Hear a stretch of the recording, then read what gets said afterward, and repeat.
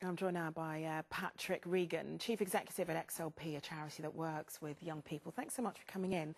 We've seen 7 teenagers stabbed to death so far this year in London, the same number as the whole of 2014. I mean, are we going to see these numbers creep up, and is there any particular reason why it's happening? Yeah, I mean, it's absolutely tragic, and, you know, I know parents that have lost kids to knife crime, and it is heartbreaking. I think the statistics will go up and go down until someone takes a long-term view of why these things are happening in the first place.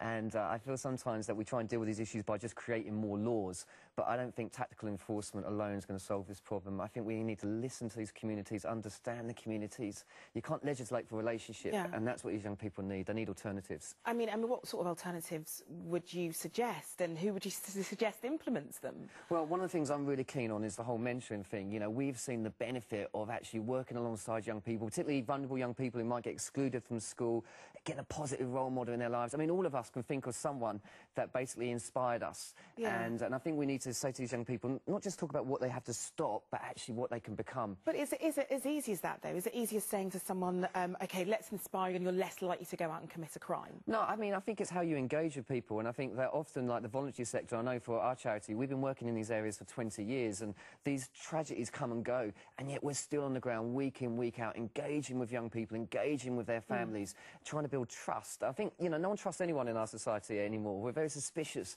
So trust will take a long time to build. But if we just say that actually our solution is we're just going to be tough on enforcement, chuck them in prison, we know that 70% of young people reoffend.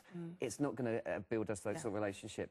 I remember 2 young people, they did a thing about knife crime, and they basically did this show that XLP run, and at the end of it they said, if we keep stabbing each other and killing each other, what sort of future are we going to have? But we have the potential to change the world. Well, indeed, and that's what a charity such as yours is trying to achieve. Well, thank you so much for joining us, Patrick.